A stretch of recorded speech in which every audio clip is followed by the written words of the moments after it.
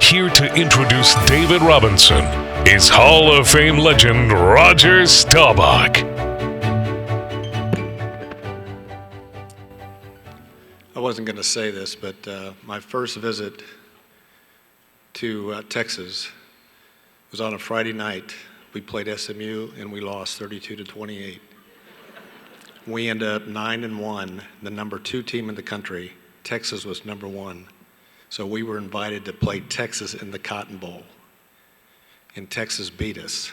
They were number 1. They proved it. And we were still a good team. But I said I never, ever want to come back to Texas, Dallas, Texas again. And it's been fantastic. My wife, our kids, they've all grown up here. Kids, we got our kids, grandkids, great-grandkids. And it's a real honor to be here. And I get the privilege to introduce David, who is a Naval Academy guy. And he was remarkable. He was a graduate of the U.S. Naval Academy, as I was. While many of us knew David for his legendary career with the San Antonio Spurs, he included 2 winnings to 2 NBA championships. The Naval Academy, they weren't that great in basketball, but David was fantastic as a human being and as a great player. His career beyond sports has been anchored in giving back and ensuring that his success benefits others. It is really an honor and it's a privilege for me when I was asked to share the stage with David Robinson tonight. And so please join me in welcoming him to the Texas Business Hall of Fame.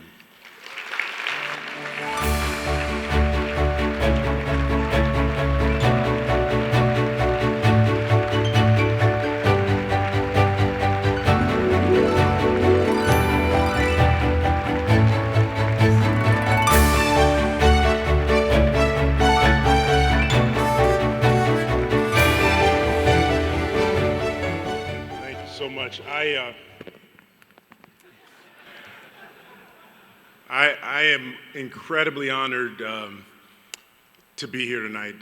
I want to say congratulations to the rest of this class.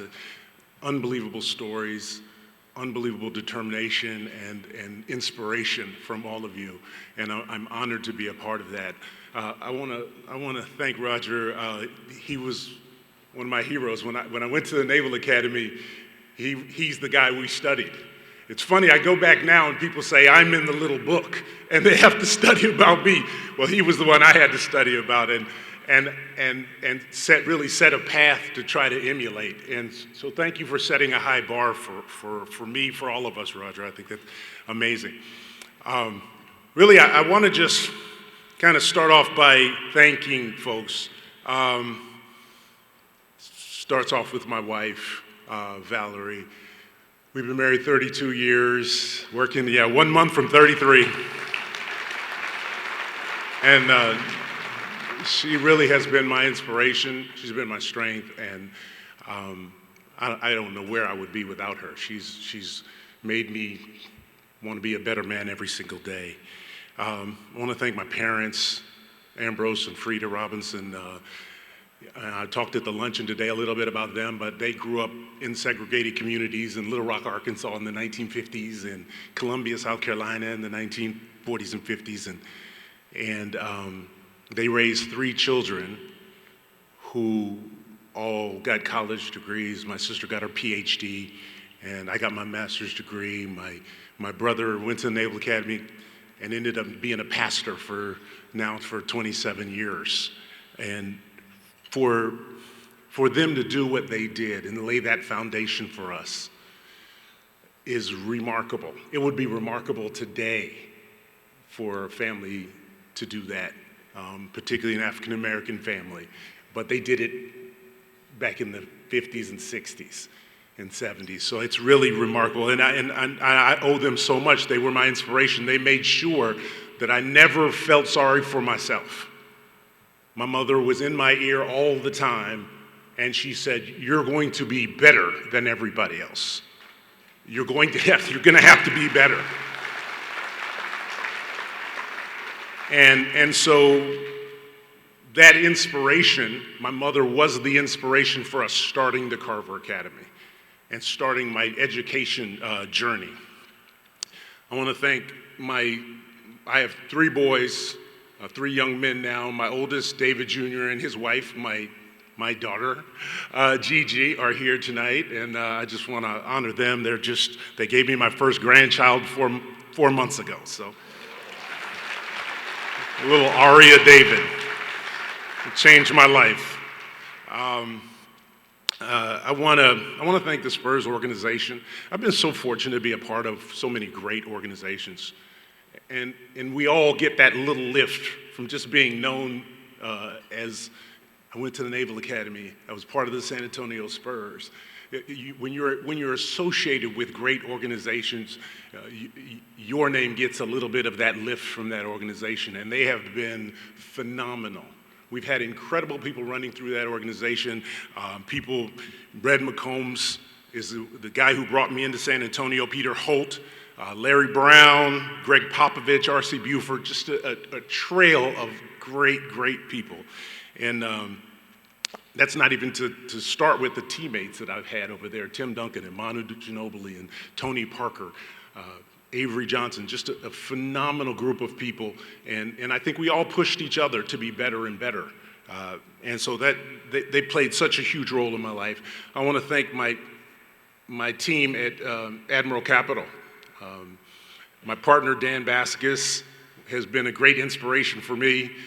We have some of the hardest working guys from our team, and enabled us to really start a firm from nothing and build it into just a phenomenal organization that we were able to do a lot of good things both on the philanthropic side and on the business side. So that was a great journey for me, and I want to thank my friends at USAA. They partnered with us, even going as far back as, McDermott, founder of USA, Pat Duncan, Joe Robles. And you saw Lynn O'Donnell on here now, who runs the real estate side, which is now called Affinius Capital. And I'm able to be on the board of that group, which is a phenomenal company. I want to thank my friends at Brown Advisory. My whole board came. I missed the board meeting, so they chased me down and came here and actually came. So thank you, Brown Advisory, just a phenomenal organization. Another group that I feel like their great reputation, their great name just rubs off on me. And I'm proud to be a part of that group.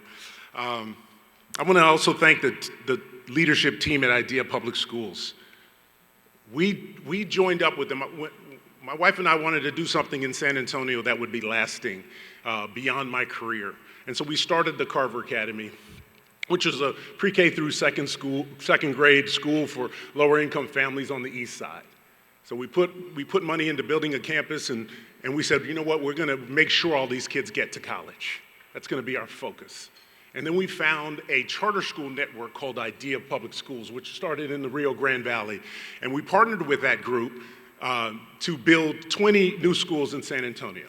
I told them, I'll help you raise $50 million. We'll if you know about charter schools, you have to raise the money for the facilities.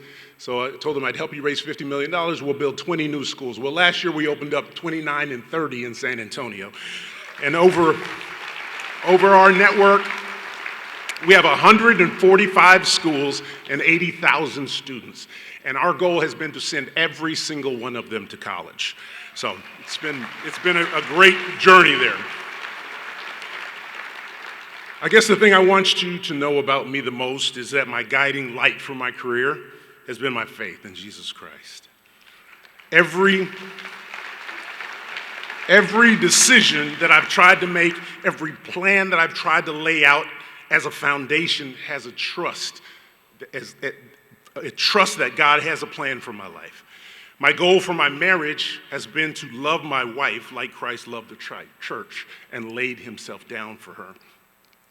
My goal as a father has been to raise my children in the admonition of the Lord so that when they are older, they will not depart from it.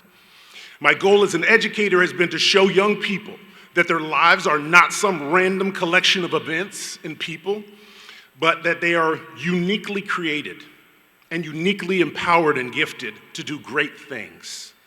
If we're able to take the gifts that we've been given and we use the circumstances that we've been put in, we will find ourselves in and following two overriding principles. I think the scriptures point us to two things. Two things. Every scripture, every rule that you see in religion should point you to two things. And one is love the Lord your God with all your heart, soul, and strength. And that's a personal thing. Each of us has to come to that ourselves. But the second thing is to love your neighbor as you love yourself. And that's been an overriding principle in my life. And everything we've tried to do, whether it's business, whether it's sports, whether it's family, in every single circumstance, I've tried to love my neighbor as myself. And that includes when they don't agree with you. And it includes when they don't like you. You still have to lay your life down for them. And I think the best thing we can do for this next generation and for these future Texas business leaders is to teach them these two things.